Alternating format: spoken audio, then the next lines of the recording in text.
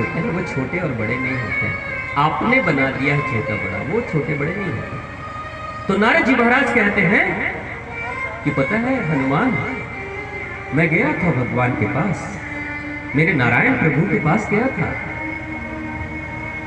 तो वहां मैंने ये देखा कि प्रभु एक पुस्तिका खोल कर देख रहे थे, उस पुस्तिका को पढ़ रहे थे।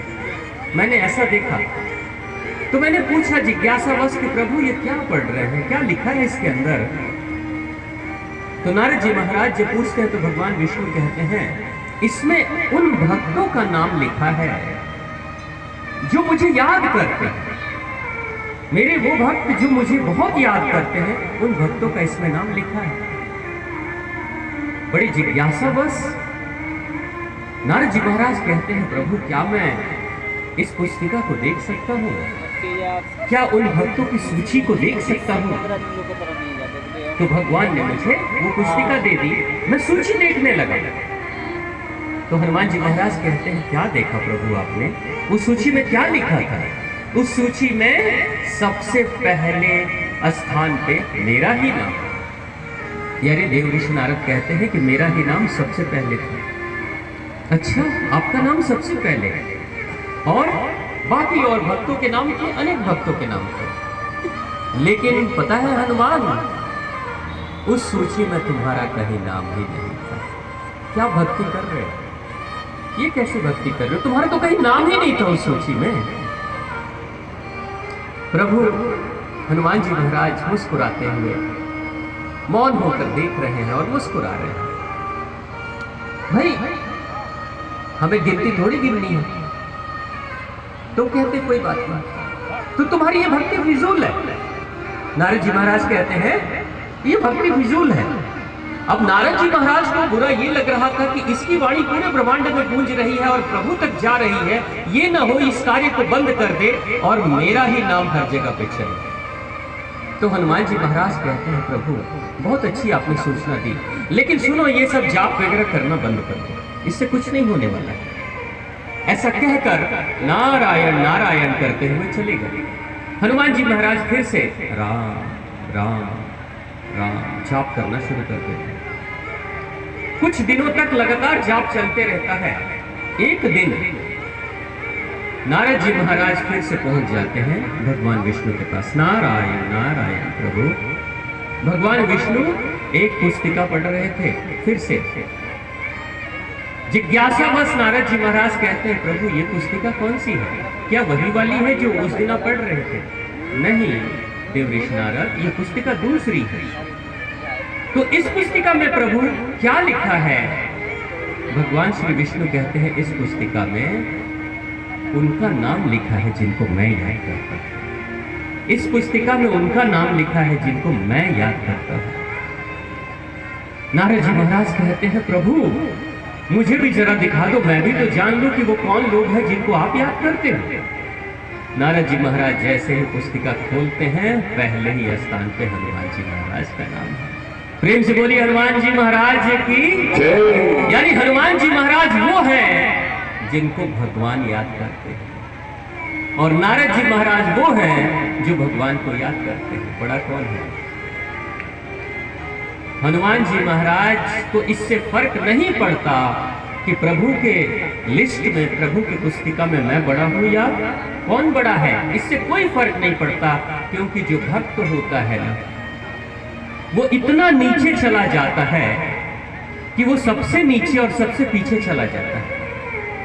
आपने देखा होगा जो नदियां, जो झरने पहाड़ों पे बहते हैं, झरनों को आपने देखा होगा, जो झरने पहाड़ों पे बहते हैं वो बड़े सीजनल झरने होते हैं। बरसात के दिनों में झरने बड़े तेज बहते हैं पहाड़ों पे, लेकिन जैसे जैसे बरसात खत्म होती है पहाड़ों का पानी सूखने लगता है और झरने बहने बंद हो जाते हैं। सबसे ऊंचे रहते हैं वही, उसके नीचे पहाड़ी नाले बहते हैं। जो पहाड़ी नाले बहते हैं वो पतले पतले से बहते हैं, वो बरसात में भी बहते हैं, वो ठंड में भी बहते हैं। लेकिन बहुत तेज गर्मी होती है और बहुत ज़्यादा पहाड़ गर्म होता है तो धीरे धीरे वो नाले सूख जाते हैं। उसके नीचे नदियां बहती हैं। नदियों में काफी पानी होता है, लेकिन नदियां बरसात के दिनों में, ठंड के दिनों में और गर्मी में भी बहते रहती है। लेकिन बहुत जून जुलाई का मौसम जब आता है, बहुत गर्मी पड़ती है, तो नदियों को भी आपने सूखते हुए देखा होगा। नदियों का जल बहुत कम हो जाता है। लेकिन उस नदियों से भी नीचे, सबसे नीचे अगर कोई है तो वो सागर है, समुंदर है। कभी आपने समुद्र को सूखते हुए देखा? मौसम चाहे कोई भी हो, सीजन चाहे कोई भी हो, गर्मी, ठंडी, बरसात, समुद्र वो होता है जो 12 महीने पानी से लबालब भरा रहता है। लेकिन हाँ, अपने तटों की मर्यादा को समुद्र कभी तोड़ता नहीं है। कैमरामैन बैठे आए हम। समुद्र में चाहे कितना भी पानी हो जाए, तो अपने तट की मर्यादा को मेंटेन करता है। जो भक्त होते हैं वो झरनों की तरह नहीं होते, वो नालों की तरह और नदियों की तरह नहीं होते। भक्त तो वो होते हैं हनुमान जी महाराज जैसे भक्त, जो नीचे सागर की तरह होते हैं, सबसे नीचे, बड़ा नहीं उठना, ऊंचा नहीं जाना, सबसे नीचे रहते हैं और हमेशा भगवान की भक्ति से भरे रहते हैं।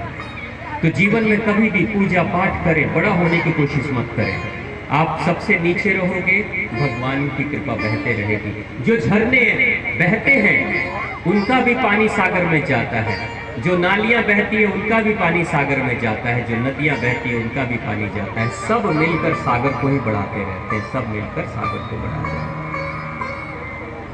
इसलिए भगवान की भक्ति में जब आध्यात्मिक मार्ग पे चलो तो अहंकार मत पालना कि मैं बड़ा भक्त हूँ या वो छोटा भक्त है, कभी नहीं सोचना। जो नीचा होता है उसको भगवान ऊपर उठा देते हैं। आपने तराजू को देखा कभी? तराजू में 2 पलड़े होते हैं। नीचे पलड़ा कौन होता है? नीचे पलड़ा कौन होता है? जो भारी होता है वो नीचे रहता है, जो हल्का होता है वो ऊपर रहता है। यही वो भक्त हैं जो हल्के हल्के रहते हैं, ऊपर रहते हैं, भारी वाला तो नीचे बैठा रहता है। आप समुद्र में चले जाओ, समुद्र के तलों पे ऊपर की तरफ में जहां सबसे ज्यादा हलचल है, वहां सबसे छोटी छोटी मछलियां मिलती हैं। नदियों में भी आपने देखा होगा छोटी छोटी मछलियां मिलती हैं। ऊपर के लहर को नीचे छोड़ दोगे तो और नीचे जाओगे तो वहां बड़ी मछलियां मिलेंगी, और सबसे नीचे चले जाओगे तो सबसे बड़ी मछली मिलेगी तलों में बैठे हुए। सागर में जो व्हेल मछली होती है, जो सैकड़ों लोगों को एक बार मार सकती है या बड़े बड़े नाव को डुबो सकती है, वो व्हेल मछली सागर में सबसे नीचे रहती है।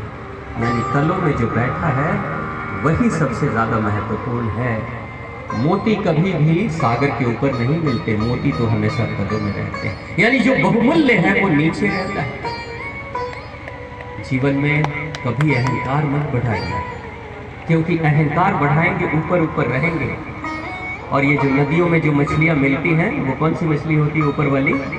क्या बोलते हैं उसको? एक नाम है गरई है। मैंने पूछा ये ऊपर वाली मछली कौन सी, तो कहते हैं गरई। और एक और नाम बता रहे थे, वो कौन सा? चेपुआ। यही नाम है क्या? जो सफेद छोटी छोटी होती, चमकते रहती है, यानी ये ऊपर ही रहती है। लेकिन सच्चाई क्या है? जो सबसे ऊपर मछलियां रहती हैं जीवन भर परेशान रहती है, क्योंकि सबसे ज्यादा हलचल वही रहती है। वो कभी शांति से नहीं बैठ सकती, कभी नहीं, 24 घंटे में कभी नहीं। लेकिन सबसे नीचे जो मछली रहती है वो आराम से शांति से रहती है। तो भक्ति का मार्ग वो मार्ग है जहां आप नीचे चले जाओ, आपको ऊपर उठा दिया जाएगा। लेकिन जब आप खुद ही ऊपर उठने की कोशिश करोगे अपने अहंकार बढ़ाकर, तो आपको नीचे गिरा दिया जाएगा। पूर्णिमा का चांद धीरे धीरे घटते घटते समाप्त हो जाता है और अमावस्या की रात चली आती है। लेकिन अमावस्या की रात जो विलीन है वो धीरे धीरे चंद्रमा का रूप धारण करते करते पूर्णिमा तक पहुंच जाता है। तो प्रेम से बोलिए मां आदिशक्ति मां भवानी की जय, हनुमान जी महाराज की जय, मां सोना भवानी की जय, और नारद जी महाराज की जय। नारद जी महाराज को भी नाराज नहीं करना। श्री राम